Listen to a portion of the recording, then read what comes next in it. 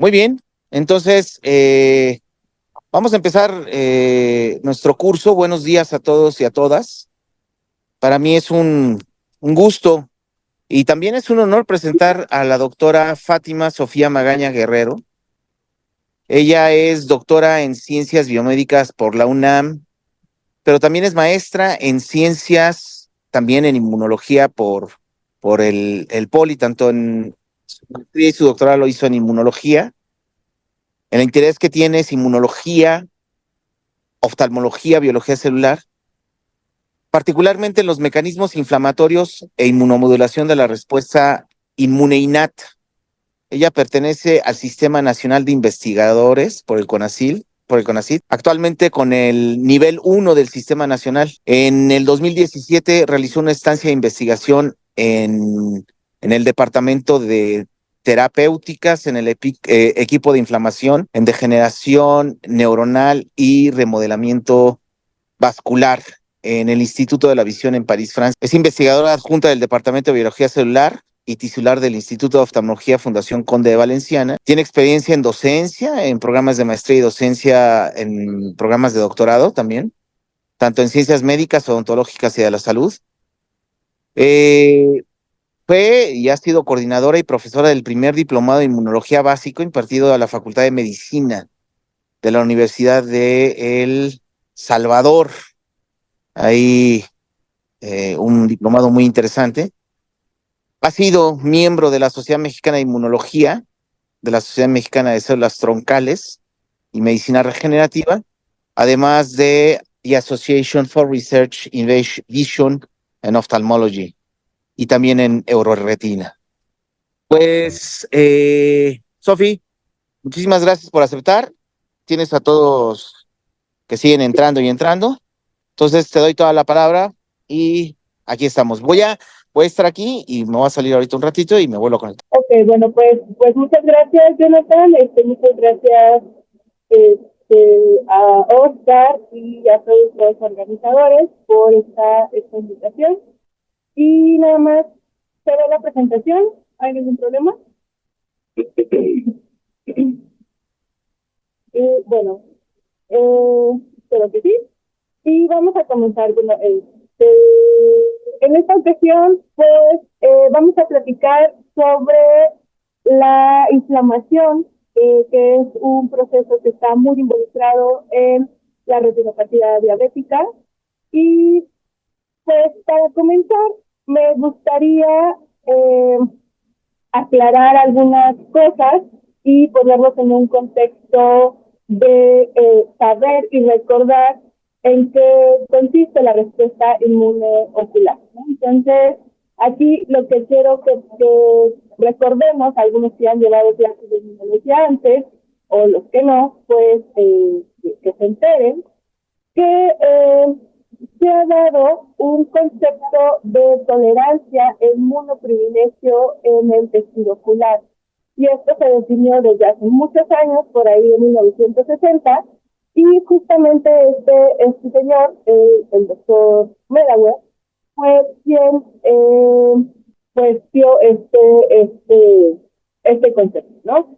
Entonces, este profesor justamente estableció que el tejido ocular no tenía un tipo de respuesta inmune, ¿no? Y se denominó como un órgano inmunoprivilegiado. Es decir, que no existía una respuesta inmunológica que ocurría dentro del tejido ocular, que era un tejido que no respondía y que por lo tanto esto le permitía tener un concepto de privilegio, ¿no? Que no abordaba ahí la respuesta inmune, que no había inflamación, que no pasaba nada de estos eventos que normalmente ocurren en otros órganos.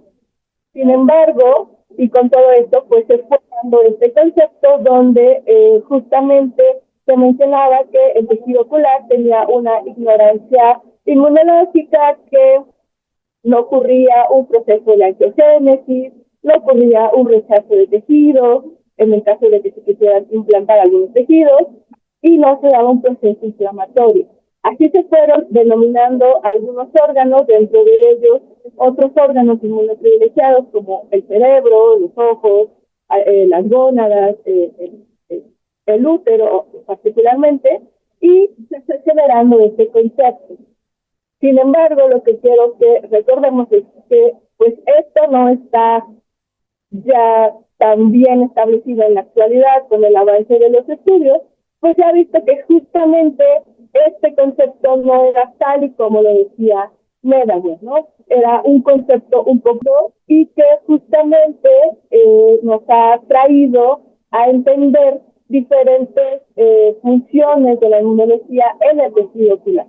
Entonces, venido a entenderse como un órgano que sí presenta, que sí tiene células inmunes en su tejido, que sí tiene células que se encuentran sensando diferentes moléculas y que sí. Bueno, entonces les comentaba que justo este concepto de Medawar se fue un poco porque conforme han ido avanzando los estudios, nos hemos dado cuenta que sí existen células en diferentes regiones del globo ocular, ¿no? En este caso, hay células inmunes que se encuentran en la superficie ocular, ¿no? Podemos encontrar macrófagos, linfocitos, células dendríticas, que se encuentran constantemente sensando. Entonces, aquí justo la idea es que ustedes vean que el concepto no es como lo había establecido Medawar y que sí, aunque el globo ocular es un órgano de inmunoprivilegio, no quiere decir que no tenga una respuesta inmune, ¿no? De ahí a que vamos a tener pues, respuesta ante diferentes enfermedades inflamatorias, ante diferentes de tejido y que eso justamente pues nos va a dar este tipo de respuesta inflamatoria en algunos casos, ¿no? Entonces, bueno, como aquí les muestro, existen muchas células que se encuentran en el tejido corneal y que pueden estar activando una respuesta inflamatoria. De igual manera, en otras regiones del globo ocular, como por ejemplo la retina, vamos a tener células que también se encargan de estar sensando diferentes moléculas, factores, y que van a ser las causantes de la activación de estas respuestas inmunes y respuestas inflamatorias, y que vamos a ver más adelante que tienen una participación muy importante en la inflamación de retina, ¿no? Entonces, aquí solo es para que veamos un poco cuáles son algunas de las funciones de estas células, en especial la microglía, que es una célula inflamatoria, una célula inmune muy particular, exclusiva de la retina y que tiene funciones semejantes a las de macrófagos en otros órganos y que principalmente pues, tiene funciones para el remodelamiento de algunos circuitos neuronales, la eliminación de algunas regiones de sinapsis neuronal también, eliminación celular, el sensar, como lo hacen algunos macrófagos, sensar estímulos externos que estén llegando a la retina, y también es capaz de liberar diversos factores y diversos neurotransmisores que contribuyen con el microambiente de la retina, ¿no? Podemos ver que pueden liberar también citocinas inflamatorias, quimiosinas y activadores neuronales. Entonces, realmente la microglía es una de las células del sistema inmune que es importante para las funciones de la retina y para la homeostasis del microambiente de la retina. Sin embargo, bueno, como les mencionaba, sí, exactamente el ojo es un órgano que tiene un privilegio inmune, no porque no se genere una respuesta inflamatoria activa, sino porque tiene un control de la respuesta inflamatoria muy particular, en el sentido de que cuenta con diversos mecanismos que controlan o mantienen a la respuesta inmune en ciertas ocasiones inactiva. Pero, como les he mencionado, pues sí, ha visto que los órganos tienen una expresión de muchos componentes de la respuesta inmune que pensábamos que antes no ocurrían, ¿no? Por ejemplo, se ha encontrado que justamente hay receptores que se activan en la respuesta innata, en la respuesta inflamatoria, como son estos receptores tipo TOL, que justamente pueden responder a estímulos externos. y algunos otros receptores que también pueden responder a estímulos intracelulares, ¿no? Entonces, realmente aquí lo que quiero que ustedes vean es que el panorama y las herramientas y mecanismos que tienen las células del sistema inmune dentro del ojo, pues también es muy amplio, como lo pueden tener otros órganos de nuestro cuerpo. Entonces, realmente sí hay una respuesta inmune, pero es una respuesta controlada. Entonces, tenemos expresión de muchas moléculas, de muchos receptores que van a contribuir a este tipo de respuestas inflamatorias también en ciertos casos. Y justo, como les decía, pues sí tiene este concepto o este nombre de inmunoprivilegio ocular, porque hay ciertos eventos inmunes que ocurren en el globo ocular que no ocurren en otros órganos y que esto permite mantener la inflamación de cierta manera controlada. Aunque claro, como vamos a ver más adelante, pues hay ciertos procesos y ciertos fenómenos donde, pues, por más que se tengan estos mecanismos, pues es imposible contener estos procesos inflamatorios. Entonces, dentro de algunos de los procesos que contribuyen a el inmunoprivilegio ocular, vamos a tener en general tres procesos que son la ignorancia inmunológica, ahorita vamos a entender por qué, que se refiere sobre todo a una ignorancia por la anatomía ocular, ¿no? Por las barreras que tiene propias el globo ocular, que son la barrera hematorretiniana y las barreras acuosas, que no permiten la entrada de ciertos antígenos al globo ocular. No quiere decir que sea imposible, si hay entrada, debe ocurrir, pero que en la medida de lo posible se tienen estas barreras de contención. Otro mecanismo es la desviación antigénica, la desviación de la activación de la respuesta, y otro mecanismo muy importante es la expresión de muchas moléculas y factores que promueven un estado de antiinflamación en el globo, ¿no? Entonces, brevemente, pues vamos a ver en qué consiste esta ignorancia inmunológica y por qué es importante para el proceso de la retinopatía. Pues porque, para empezar, dentro de esta ignorancia es que no llegan estos antígenos externos al globo ocular, en primer punto. Y en segundo, existe un privilegio antiangiogénico en el globo ocular, particularmente en la córnea. Existe este privilegio antiangiogénico y en general en las estructuras del globo ocular que no permite la formación de nuevos vasos o en la medida de lo posible existen factores en el globo ocular que mantienen un estado de antiangiogénesis, ¿no? Aquí podemos verlo en esta parte, cómo es que existen algunos factores que contribuyen a mantener el estado antiangiogénico del globo ocular y así que no se cause un daño inflamatorio, ¿no? En la medida del estado homeostático, pues la expresión de todos estos factores que están en esta tabla permiten que justamente no se generen estos nuevos vasos y que no haya un proceso inflamatorio descontrolado. Y como también les mencionaba, el tener dos barreras muy importantes en el globo ocular. La primera, que es la barrera hematorretiniana, tanto la hematorretiniana externa como la hematorretiniana interna, permiten que haya una selección de los solutos, una selección de las células que migran hacia el tejido ocular y que esto mantiene pues una muralla para la entrada de ciertos factores inflamatorios. Y lo mismo en el lado de la parte hacia la córnea, podemos encontrar una barrera hematoacuosa que también hace un filtrado, hace un bloqueo de la entrada de ciertos solutos y mantiene, vamos, como encerrado toda la estructura del globo ocular y no permite, pues así, que haya un estado inflamatorio.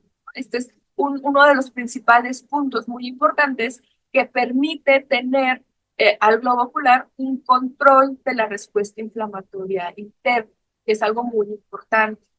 Y es muy importante que nosotros lo veamos ahorita para poder entender ¿qué pasa durante los procesos inflamatorios? Justo aquí es como se encuentra anatómicamente distribuida la retina. En este caso, como les mencionaba, vamos a tener una barrera hematorretiniana externa que va a estar formada principalmente por el epitelio pigmentado de la retina, que está unida hacia la parte de la coroides y que va a tener uniones estrechas muy importantes entre sus células. Y esto va a generar, como les decía, una especie de muralla que no permite el paso de solutos, antígenos o células inflamatorias hacia el interior de la parte del vítreo y que pues, no permite estos procesos inflamatorios, ¿no? En un estado de homeostasis, en un estado sano. Vamos a ver que pues, esto se va alterando un poco por ciertos factores. Pero justamente esta parte es muy importante porque es una barrera celular, ¿no? Una barrera que no permite el paso y que se tiene que mantener intacta. Asimismo, pues dentro de la anatomía de la retina vamos a tener otra barrera que forma parte de la barrera hematorretiniana, que es la barrera interna, y esta barrera interna va a estar dada principalmente va a estar dada en los vasos que se encuentran ya infiltrando la retina y va a estar dada por las células endoteliales del propio vaso, los astrocitos, que son estas células que están aquí en verde, que se encuentran también formando una especie de barrera o de contención dentro de los vasos, ¿no? Entonces, todos estos son vasos que se encuentran también estrechamente unidos, estas células endoteliales, y que entonces pues, van a también a tener una selección en la migración celular, en la migración de ciertos factores de la sangre. Y bueno, aquí nada más es simplemente para recordar todas las capas que están conformando la retina, todas las células que están conviviendo entre sí. ¿Y por qué lo pongo a que recordemos un poco? Porque pues vamos a ver que algunas de las células que se encuentran formando las diversas capas de la retina también participan en estos procesos inflamatorios, particularmente las células de Müller, que son estas células largas que están atravesando completamente la retina, tienen una participación importante en algunos procesos, y la microglia que ya vimos anteriormente, que está justamente muy cercana a las regiones vasculares y de los astrocitos, y que también se encuentran distribuidas por toda la retina, ¿no? Entonces, nada más para ponernos un poco en la idea de dónde se sitúan cada una de estas células que tienen una importante participación. Aquí es un poquito para ejemplificar lo mismo de antes, ¿no? Cómo se encuentran delimitadas perfectamente estas barreras internas, en este caso las barreras internas que están dadas por las células endoteliales que están perfectamente unidas eh, a través de ciertas moléculas de unión muy, muy fuerte, y los pies de los astrocitos que forman como una segunda barrera para la selección de ciertos solutos, ¿no? Que es uno de los principales importancias que tiene la barrera hematorretiniana, puede tener esta selección de solutos y células que pueden estar migrando o no hacia los tejidos de la retina, y también el tener estas elecciones de migración celular, ¿no? Entonces, más o menos, este es un ejemplo de cómo idealmente se encuentra perfectamente cerrada esta barrera, y de igual manera, la barrera hematorretiniana externa, pues va a depender de dos componentes importantes. Las uniones estrechas que pueda tener el epitelio pigmentado de la retina, que serían estas células de aquí, ¿no? Que tienen uniones estrechas que ahorita vamos a revisar un poco, que tienen también la expresión, que es algo muy importante, la expresión de ciertas células que mantienen la inflamación a la baja, es decir, tienen una modulación de las células hacia un estado no inflamatorio y que mantienen un estado de tolerancia hacia ciertas moléculas que están aquí en el globo ocular, ¿no? Entonces, esto es algo muy importante porque si bien pensáramos que el epitelio pigmentado no tiene más funciones, realmente inmunológicamente tiene varias funciones. Tiene las funciones de ser, además de una muralla, ser un epitelio activo metabólicamente, activo en la liberación de factores, y justamente como aquí les muestro en esta presentación, pues tiene la liberación de varios factores antiinflamatorios, como son estas citocinas que se encuentran aquí, la interleucina 10 principalmente, las prostaglandinas, el TGF-beta, que van a permitir mantener una respuesta no inflamatoria en el tejido de la retina, ¿no? Y otras moléculas, como son estas, PAS y PDL1, que van a generar muerte celular a ciertas células que traten de mantener un estado inflamatorio, ¿no? Entonces, esto nos ayuda a tener como a raya a la respuesta inflamatoria y mantener un estado de contención, ¿no? Por eso es que es muy importante la barrera hematoretiniana y el epitelio pigmentado como principal componente. Además de justamente las células endoteliales, que una de sus principales características es que tienen, bueno, más bien los vasos que se encuentran cercanos a la barrera hematoretiniana no tienen capilares fenestrados, es decir, no tienen esta laxitud, no son laxos, no permiten la entrada fácilmente de células, y entonces esto es otra segunda barrera de contención celular, ¿no? Entonces, esto es muy importante para mantener este privilegio inmune, para mantener la respuesta inflamatoria controlada y que pues todo no se vuelva un caos. Sin embargo, bueno, como les decía, no solamente esa barrera es importante, también hacia la región, que tal vez esto es solo para que ustedes lo sepan, también hacia la región de la córnea existe una barrera muy semejante, una barrera que va a estar formada justamente ahora por el epitelio corneal, que es lo que se encuentra aquí, ajá, y por moléculas que se encuentran solubles en la región del humor acuoso que se encuentra en la cámara anterior. Entonces, también, de manera semejante como con la barrera retiniana, vamos a tener este espacio donde se van a estar secretando una gran cantidad de factores reguladores de la respuesta inflamatoria, como son todos estos que son parecidos a los anteriores, y que van a mantener un estado regulador, un estado tolerante y de baja respuesta inflamatoria en el globo ocular.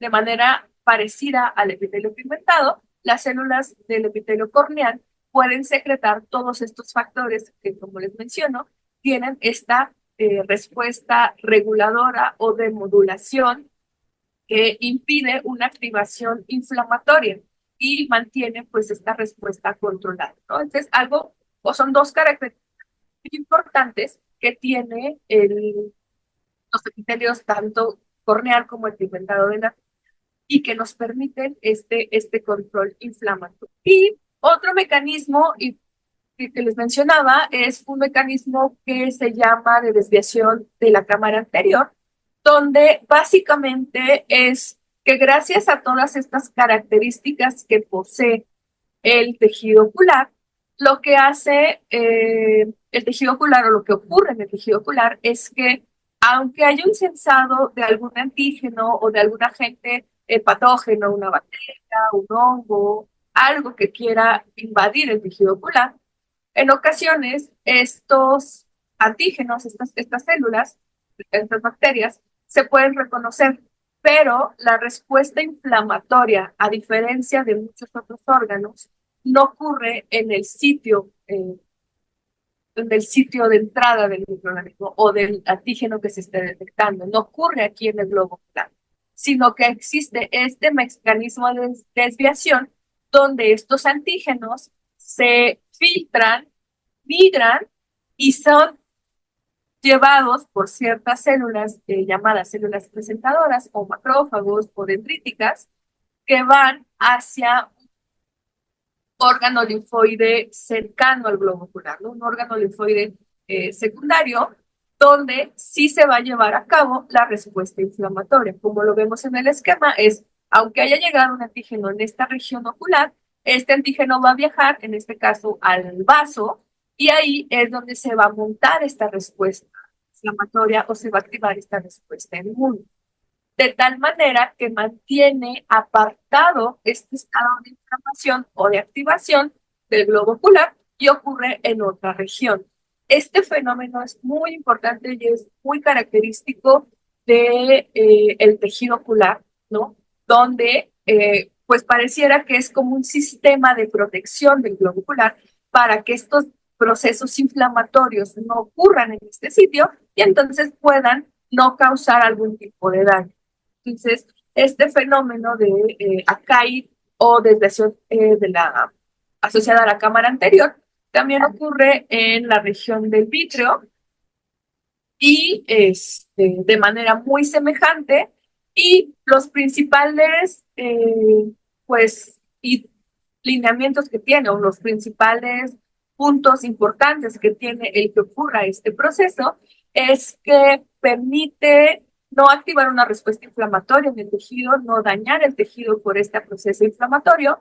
Y algo muy importante es que mantiene un estado de tolerancia, mantiene un estado no inflamatorio y permite que se empiecen a generar células supresoras o células reguladoras, como aquí les muestro, ¿no? Se empiezan a generar una diversidad muy grande de células no inflamatorias o reguladoras que principalmente tienen la función de suprimir o eliminar células que se activen de manera exacerbada o de manera que puedan causar un daño. En este caso, estos linfocitos van a generar tanto citocinas como mecanismos celulares que van a encargar de eliminar todas estas células que pudieran estar generando algún tipo de daño hacia el tejido ocular.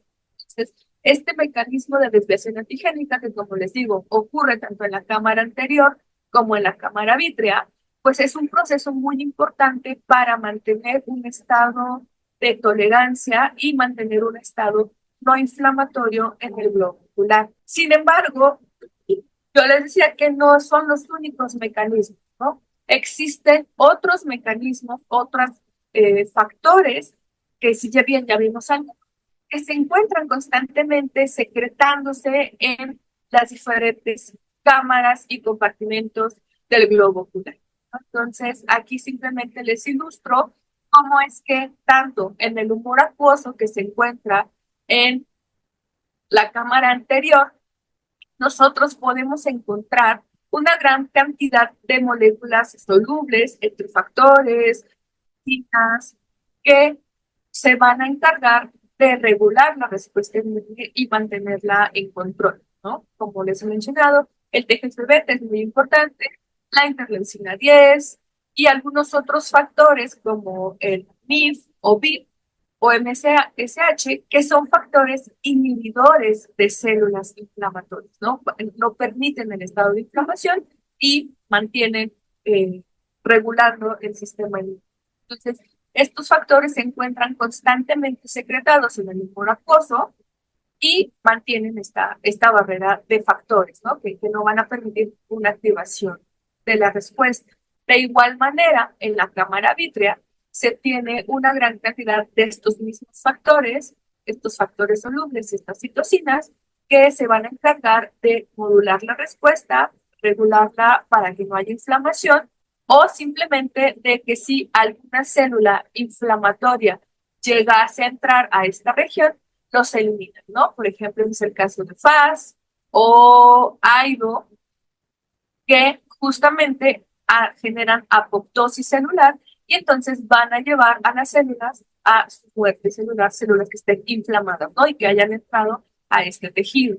Y otros factores importantes, por ejemplo, D59, que van a bloquear la activación de una cascada inflamatoria, que es la cascada del complemento, y que entonces estas moléculas intervienen en esta activación y no permiten la cascada del complemento, ¿no? Que también es un mecanismo inflamatorio de la respuesta para eliminar y para tener ciertos procesos de inflamación. Entonces también tiene varias medidas de contención, como les decía, y varios factores solubles que se encuentran dinámicamente secretados en estas dos regiones y que van a contribuir con todo este fenómeno de no inflamación. Particularmente, pues aquí sí les traigo algunos ejemplos de cómo funcionan estos diversos factores que son secretados, algunos, en estas diferentes cámaras, ¿no? Y entonces podemos ver que la principal función, por ejemplo, del TGF-beta es no activar linfocitos T, o sea, disminuir la activación de los linfocitos T y promover la diferenciación de células reguladoras, células tolerantes. Entonces, estos son sus principales mecanismos, como lo podemos ver aquí, ¿no? Y que hemos visto que es secretado por estas células de la retina y que justo por otros factores como el TCP1 van a contribuir a inactivar, por así decirlo, a los linfocitos T que puedan estar inflamando el tejido y a generar células reguladoras, lo cual va a contribuir a mantener la homeostasis del tejido y va a contribuir a mantener este ambiente antiinflamatorio o un ambiente regulador. Esto es algo muy importante y esto es uno de los principales factores, junto con la interleucina 10, que contribuyen a estos procesos de regulación. Y pues como les mencionaba, además de estos factores, pues tanto el epitelio pigmentado de la retina como el epitelio pigmentado del iris, que ya hemos estado viendo un poco, expresan en su superficie diversas moléculas que también van a contribuir a mantener un estado regulador del globo ocular, ¿no? Como aquí les muestro, estas diversas moléculas se expresan en la superficie de estos epitelios y van a inducir la apoptosis celular, van a generar la inactivación de cascadas del complemento, van a inhibir o a no hacer que se induzca la activación de linfocitos en particular, ¿no? Entonces, realmente podemos darnos cuenta que son varias las barreras que tiene el globo ocular, tanto factores solubles, los epitelios como estructuras y también los epitelios como células que expresan moléculas que también van a estar inactivando o matando células inflamatorias que pudieran arribar al tejido, ¿no? Y de igual manera el endotelio. Y más o menos así es como va a estar funcionando, que es algo muy parecido a lo que ya hemos visto anteriormente, cómo va a estar funcionando todo este sistema de factores como FAS, como les haya mencionado, PDL1, que van a bloquear a la activación de linfocitos T, que van a mandarlos a apoptosis o simplemente que van a mantener un estado de regulación, ¿no? Entonces, aquí podemos ver en este esquema cómo es que a pesar de que llegue una célula activa, las propias células epiteliales van a expresar todas estas moléculas de inactivación, como CD80, el TGF-beta, que van a llevar a que este linfocito ya no sea un linfocito inflamatorio y entonces se vuelva o pueda estar secretando un ambiente, factores que propicien un ambiente regular, ¿no? O bien las propias células reguladoras que ya se encuentran en el tejido ocular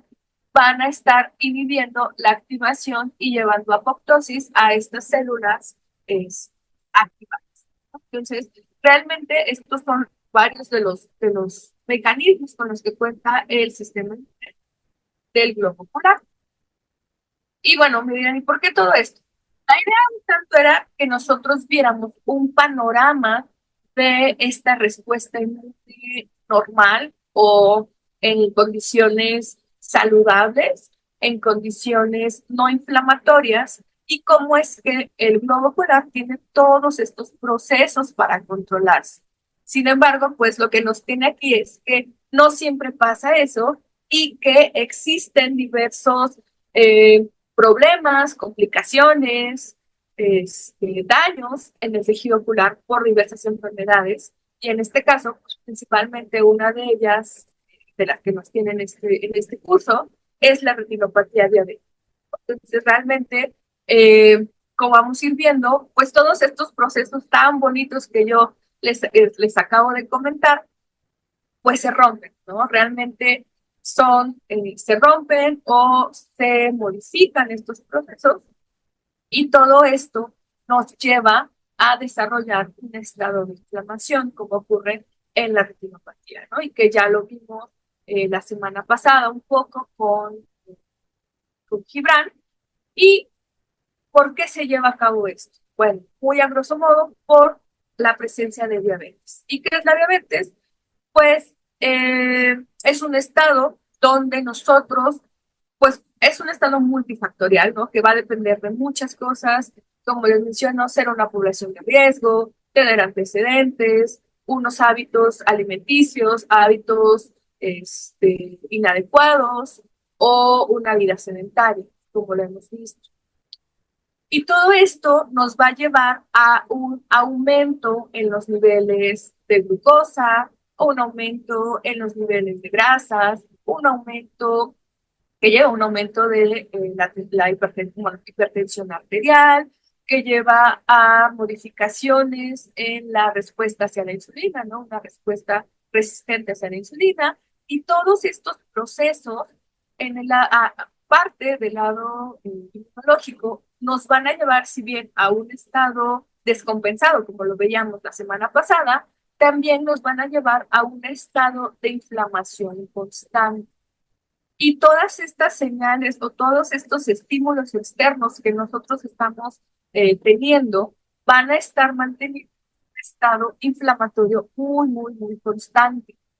Y todo este estado inflamatorio va a contribuir a estar afectando los diversos órganos que nosotros tenemos, ¿no? Por ejemplo, cerebro, riñones, corazón, piel, y que son problemas que se observan en estos pacientes diabéticos. Y toda esta descompensación sistémica, que bien ya lo platicaron la semana pasada. Sin embargo, bueno, yo voy a abordar esta parte un poco más hacia la parte inmunológica. Y sí, si bien es una descompensación sistémica, el que hemos tratado de entender por qué ocurre todo este estado de descompensación, tiene mucho que ver con la respuesta inmune. Y tiene mucho que ver porque todos estos factores, estos grados de hiperglicemia, el descontrol en las grasas, va generando cada vez más señales de daño y señales inflamatorias en el cuerpo, y esto va propiciando que se activen diferentes tipos de células en cada uno de los órganos, ¿no? Aquí solamente es este panorama muy particular donde pues podemos ver que todo este estado de diabetes va llevando a la activación de células inflamatorias, como los macrófagos a nivel sistémico en particular, ¿no? Es lo que más se ha visto. Y que estas células pues contribuyen a estar secretando constantemente citocinas como la interleucina 1 beta, particularmente, que la podemos ver en varios procesos, y otros más, y activando otros tipos celulares, activando otras moléculas, y todo esto pues nos lleva a un daño sistémico.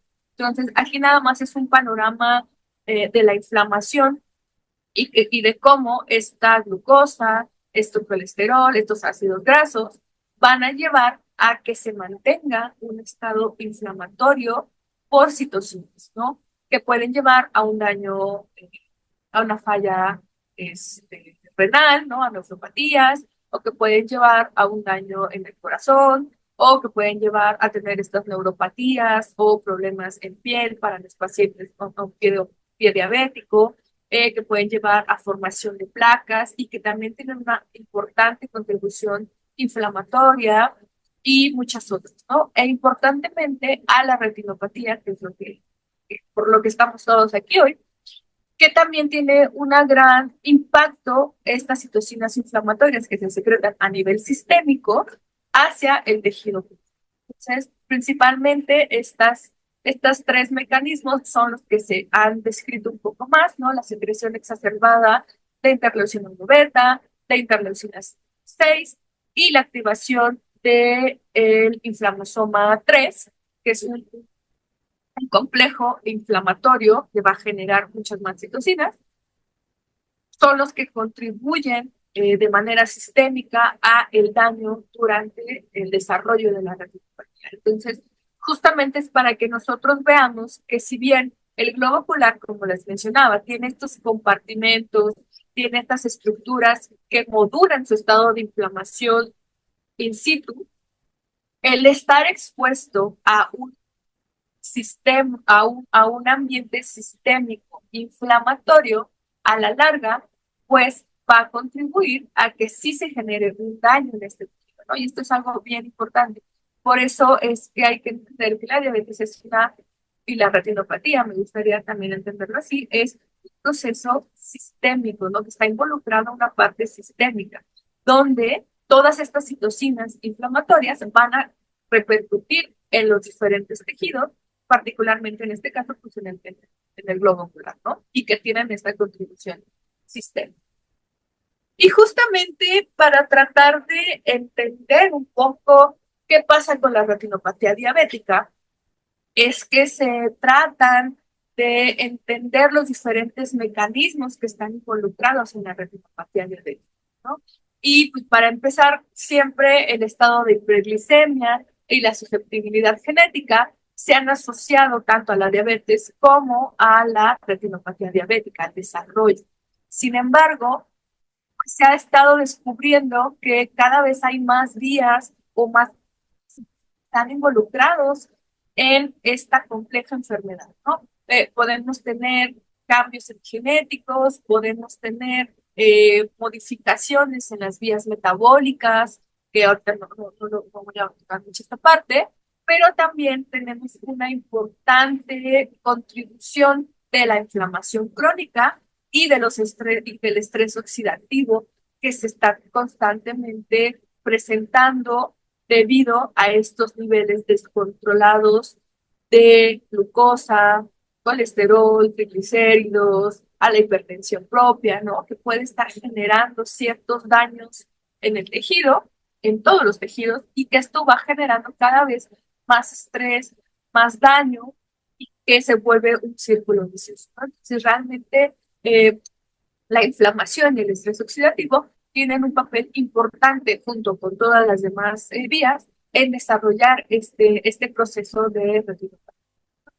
Y dentro de la explicación o más o menos cómo va ocurriendo este proceso de daño que nos lleva a un estado de retinopatía, pues podemos englobar, bueno, yo englobé así tres particulares puntos, ¿no? Va a empezar, el primer punto es a través de la activación de este endotelio que se encuentra cercano a las barreras hematorretinianas y justamente a la ruptura de estas barreras hematorretinianas. El siguiente punto es la migración y la activación celular, tanto de células sistémicas de la respuesta inmune como de células propias de la retina, que es lo que les mencionaba hace un momento. Y justo además de esto, la contribución de la liberación de mediadores inflamatorios como citocinas, quimiosinas, especies reactivas de oxígeno, que ahora van a modificar este microambiente ocular, como lo veíamos hace un momento, ¿no? Que era un ambiente regulador. Ahora este ambiente se va a convertir en un ambiente inflamatorio. Entonces, en particular, así podríamos describir a grosso modo que son los puntos clave y las modificaciones que se van presentando en este tejido y que nos llevan a un estado de inflamación, ¿no? Entonces, justamente empezando por esta ruptura de la barrera hematorretiniana, migración de leucocitos y esta producción exacerbada de citocinas y mediadores inflamatorios que van a llevar a este estado de neovascularización o de formación de nuevos vasos aberrantes en la retina y al desarrollo de la retinopatía. Y pues para empezar, vamos a entender qué le pasa al endotelio vascular, qué le pasa a la barrera hematorretiniana, ¿no? Hace un momento platicábamos que es una barrera que está perfectamente unida que está así completamente anclada y que pues eso mismo ejerce su función al no permitir el paso de solutos, el paso de células y que pues eso mantiene esta barrera de contención hacia los tejidos internos del globo ocular, ¿no? Tanto de la barrera interna que se encuentra cercana a los vasos, como la barrera externa que se encuentra hacia el epitelio pigmentado. Y sí, bueno, así un acercamiento, realmente los principales involucrados en mantener estas uniones van a ser todas estas proteínas que se denominan uniones estrechas y proteínas de unión, ¿no? Estas uniones, que son simplemente proteínas que sirven como los ganchos de anclaje. Y esto es muy importante porque, y además de esto, bueno, vamos a tener también otra barrera que se encuentra ahí, está formada por un componente que es el glicocálix, que es un cúmulo de glucosaminoglicanos que se encuentran en la superficie de las células epiteliales. ¿Y por qué les platico todo esto? Bueno, porque eh, los estados de hiperglicemia se ha visto modifican estas estructuras, modifican tanto la composición del propio glicocálix que se encuentra en las células endoteliales, como modifican la expresión y el anclaje de estas proteínas de unión. Justamente, aquí es un ejemplo, entonces todo esto que se encuentra perfectamente unido, al estar expuesto cualquier endotelio a los elevados niveles de glucosa, esto interfiere con la formación del glicocálix, que podemos ver aquí varios de sus componentes, ¿no? Es coprín-sulfato, ácido hialurónico, glucosaminoglicanos, separan-sulfato, y esto se encuentra en la superficie. Cuando hay una exacerbación en los niveles de glucosa, este glucocálix se modifica y eso hace que en algunas regiones se pierda. Y la pérdida de ese glicocálix permite que las células que se encuentran migrando a través de los vasos puedan anclarse de una manera mucho más eficiente, sin necesidad de otros procesos. Y que entonces estas estructuras que se encuentran en las uniones estrechas se empiecen a volver laxas y se empiecen a romper, ¿no? De allí que uno de los principales procesos iniciadores de la ruptura de la barrera hematoretiniana es esta activación endotelial y esta pérdida de las uniones estrechas, como aquí les menciono.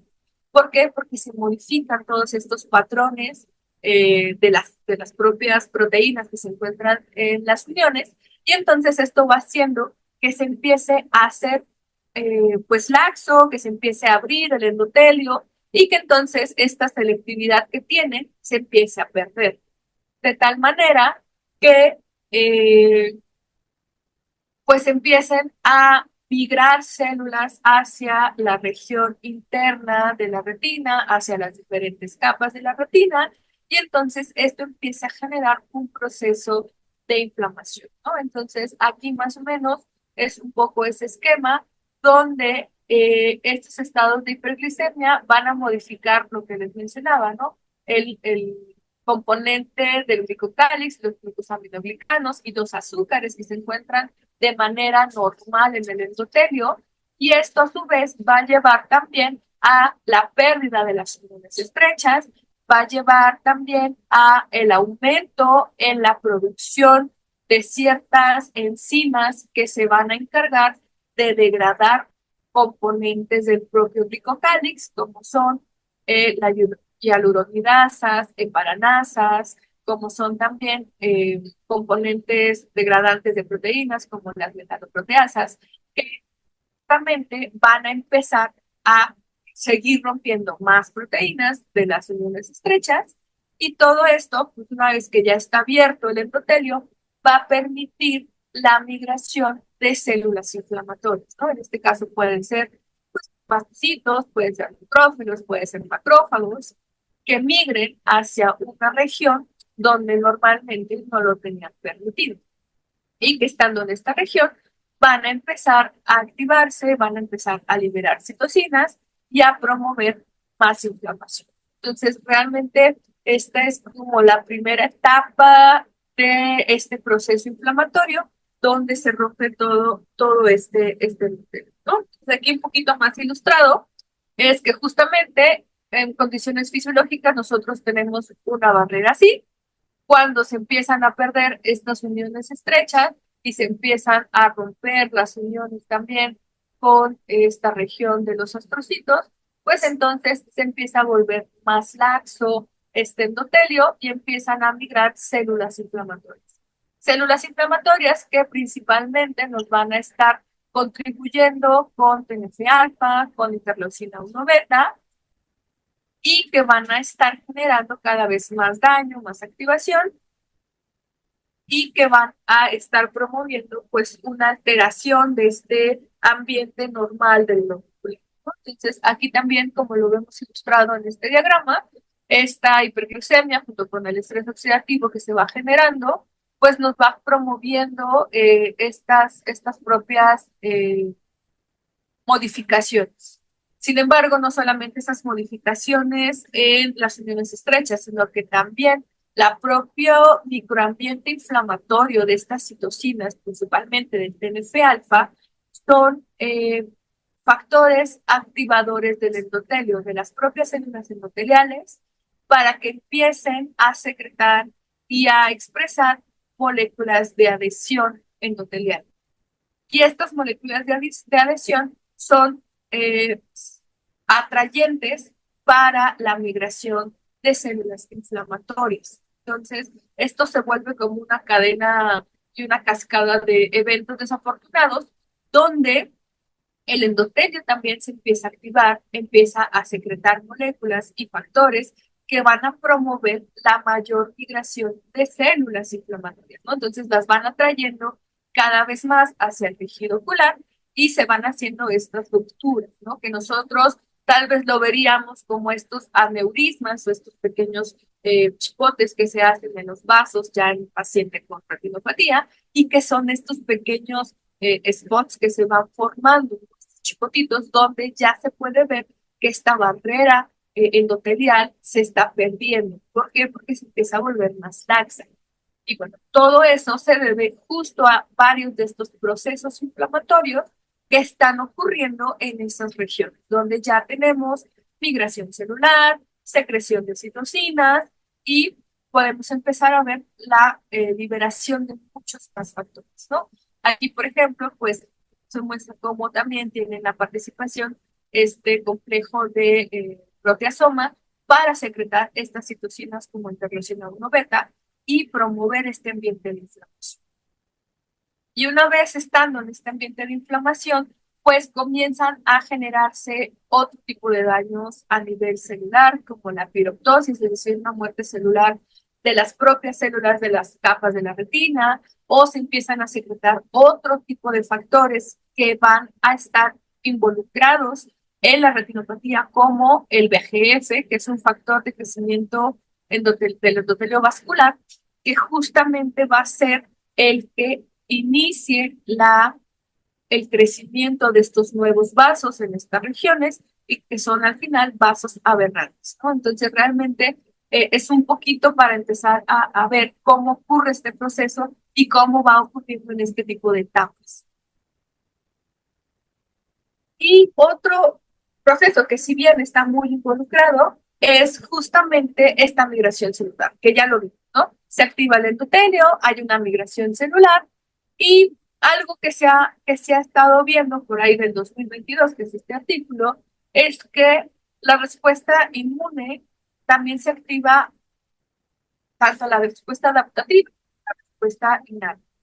Y como parte de la respuesta inmune adaptativa, se ha encontrado que nuevamente el tener la glucosa alta, las lipoproteínas LDL, elevado especies reactivas de oxígeno, elevados componentes de la vía del polioles o algunos metabolitos poliólicos, como son estos, los AGEs, o algunos factores proinflamatorios y proangiogénicos, como estos dos, va a promover a nivel sistémico que células de la respuesta inmunitaria, como las células T, se activen de una manera, pues de cierta forma aberrante, ¿no? Porque se activan por todos estos factores de daño que se están generando y que estos pueden después migrar y contribuir con un estado de inflamación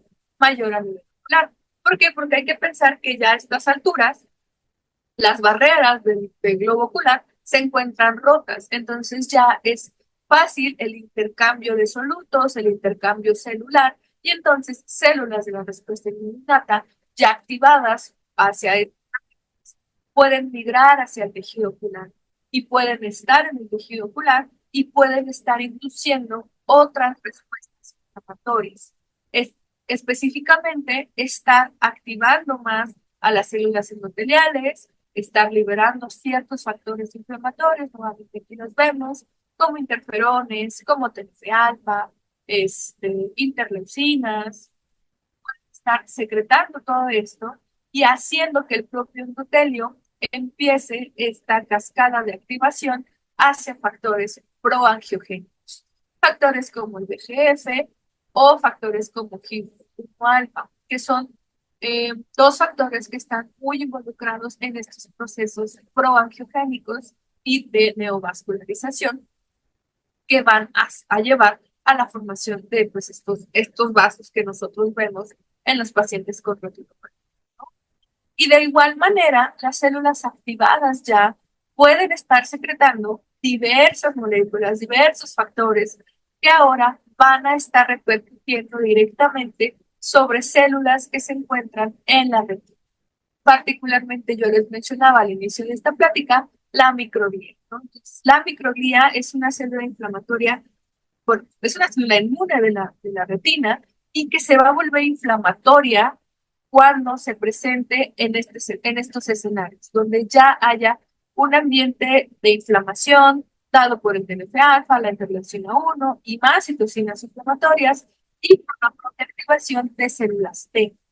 Y entonces, el generar esta microglía activa, pues va a traer diferentes consecuencias. Entonces, ahora podemos ver que ya no se vuelve solamente, en el caso de la diabetes, esta, esta inflamación sistémica. Ahora ya hay una inflamación en el sitio, hay una inflamación ocular importante que ya se está llevando a cabo en esta región. Y por más que cuente con todos estos mecanismos que vimos al principio de regulación, estos procesos ya no tienen forma de participar, ya no actúan y entonces completamente el globo ocular se vuelve un ambiente inflamatorio, donde van a contribuir las células que migren, como las células T, los macrófagos, y la propia microglía y el propio endotelio, ¿no? Entonces, las células endoteliales y microglía van a estar ya contribuyendo en este sitio hacia esta respuesta inflamatoria. Y justamente la microglía, pues tiene mucha participación, tiene mucha repercusión en que estas células se activen porque prácticamente modifican todo el ambiente de las diferentes capas de la retina, modifican inclusive la unión de los astrocitos hacia las regiones vasculares y justamente esto abre esta capa de hematorretiniana interna y permite la migración celular. Entonces, también está relacionada mucho con estos procesos degenerativos neuronales que ocurren tanto en la retina como en algunos otros sitios como el cerebro, que también puede llevar a degeneración en ciertas regiones del cerebro y del sistema nervioso central. Una vez que se encuentran activas y que son dadas a dar un ambiente inflamatorio. En el caso de la retina, la microglía pues va a tener estas condiciones patológicas y va a tener la capacidad de secretar muchísimas moléculas inflamatorias que van a contribuir con los diferentes ambientes inflamatorios van a poder estar generando diversos procesos de inflamación y van a estar liberando todas estas situaciones, ¿no? O sea, no se los pongo para que se las aprendan, simplemente para que ustedes vean la contribución que van a tener estas células inflamatorias, esta microglía, en la respuesta inmune inflamatoria que ocurre durante la retinopatía. O sea, se ha abocado mucho los estudios a estas células porque tienen una alta contribución tanto con citocinas, quinesinas y como activadores de otras células. Este, y como causantes de todo este estrés y daño a nivel nervioso y a nivel de las diferentes capas de la vida. Entonces, realmente la microglía es una de las células que más se ha estudiado y que tiene una repercusión muy importante en el que se active. Sin embargo, bueno, otras células que les mencionaba, que también se ha visto que tienen una contribución importante en este ambiente inflamatorio y que de ahí que es un proceso muy complicado de controlar y de entender, son las células de Müller. Si bien pues, sus funciones principales es dar un soporte, dar intercambio de solutos, propiciar un cierto metabolismo para eh, otras células de la retina. Casos particulares donde ya se encuentra un ambiente inflamatorio, las células de Müller también se ha encontrado que contribuyen con este daño tisular. Y se ha visto que la hiperglicemia va modificando las funciones de las células y va modificando ciertas características de las células de Müller y estas pueden contribuir a la formación de factores inflamatorios también. Pueden estar secretando todos estos factores, VEGF, factores de crecimiento, moléculas de adhesión, que van a estar causando daño a las células nerviosas de la retina y van a estar generando un ambiente de secreción de factores inflamatorios y factores angiogénicos que a la larga van a estar propiciando un estado de neurodegeneración en estas células propias, ¿no? Va a estar generando todo este daño y también va a estar contribuyendo con propiciar más activación del entorno, propiciar más inflamación celular, modificar, ¿no?, las vías de captación de algunos solutos como los estados hiperosmolares, ¿no? También va a estar modificando todas estas entradas de solutos y de agua y va a estar propiciando pues, todo este daño en el tejido. Y de igual manera, parte de los factores que se modifican en la expresión de las células de Müller, como citocinas inflamatorias nuevamente, ¿no? TNF-alfa, interleucina 1 beta, interleucina 6 o interleucina 17, estos cuatro, van a estar contribuyendo a la activación de la microglía. Entonces, si ustedes se fijan, es un panorama pues bastante complejo porque tiene muchos participantes, ¿no? Tiene a las propias células del sistema inmune externas, pero también tiene importantemente a las células de la microglía y a las células de Müller que se van a estar complementando para mantener este ambiente inflamatorio, este daño y generar todo este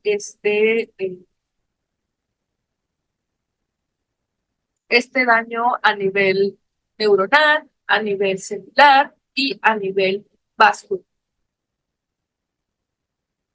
Y con todo esto, pues al final, la liberación de los mediadores inflamatorios va a contribuir a el cambio en el ambiente del globo ocular, a el romper estos mecanismos reguladores y a promover un estado de inflamación, ¿no? Entonces, aquí simplemente lo que les traigo es los mediadores inflamatorios y todas las moléculas principales que se han visto y que se están viendo involucradas en el desarrollo de la retinopatía diabética, que si bien en condiciones normales hay pequeñas cantidades, cuando ya se encuentra la retinopatía diabética desarrollándose, pues ocurre una secreción exacerbada de estos mediadores, principalmente aquellos que contribuyen a un estado de inflamación en la respuesta celular o que contribuyen a un estado de apoptosis o que llevan a un estado de formación de vasos. De igual manera, pues todos estos mediadores inflamatorios van a promover el reclutamiento celular, la adhesión de más células y la permeabilidad vascular, ¿no? Principalmente el TNF-alfa, que permite hacer laxo este endotelio, activo este endotelio y que va a permitir esta migración celular junto con otras integrantes. Y de igual manera, pues hay varios trabajos que se han desarrollado y se están desarrollando para entender un poco cuáles son los principales mediadores involucrados en tal vez las diferentes etapas del desarrollo de esta retinopatía. Y pues la mayoría ha buscado tanto en el humor vítreo, en plasma, en suero, porque recordemos que es una enfermedad sistémica, en el humor acuoso, donde podemos encontrar la mayor cantidad de estos mediadores inflamatorios y qué es lo que principalmente está contribuyendo.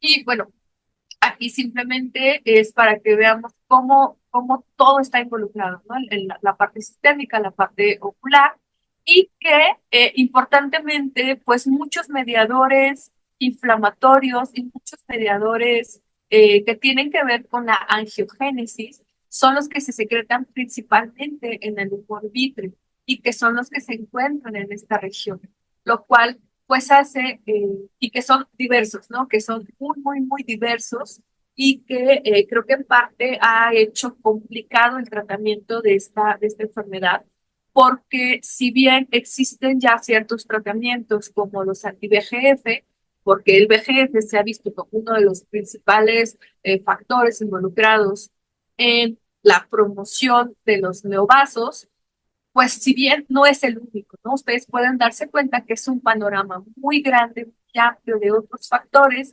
que a lo mejor pudieran también estar complementando las funciones del VG y que realmente se hace bastante compleja este entendimiento. Pero justo la razón de estar aquí es que ustedes vean este panorama de citocinas, de mediadores, de células que están involucrados en la retinopatía, pues tratar de buscar un tratamiento más adecuado, ¿no? Vamos a tener que hay una gran variedad de factores que están pues involucrados, una gran variedad y que todavía pues va siendo complejo este tratamiento. Y justo. Entonces, bueno, hasta aquí es mi plática, sobre todo para dar pues un panorama general de los estados de inflamación, de las vías que están involucradas, los factores, e ir más o menos viendo cómo entendemos nosotros la retinopatía como un proceso que va empezando por etapas y que a lo mejor el poder atacarla un poco antes podría ser una mejor manera de tratamiento. Eh, y realmente es como el mensaje que queremos darles en este momento, ¿no? Entender toda esta enfermedad, que es una enfermedad global, que es una enfermedad que tiene mucha repercusión sistémica y que inicialmente ese es su comienzo, ¿no? La inflamación crónica sistémica, que va a llevar a una inflamación específica en cada uno de los tejidos, en nuestro particular caso, la retina. Y bueno, hasta eso es todo por mi parte. No sé si tienen algunas preguntas. Adelante.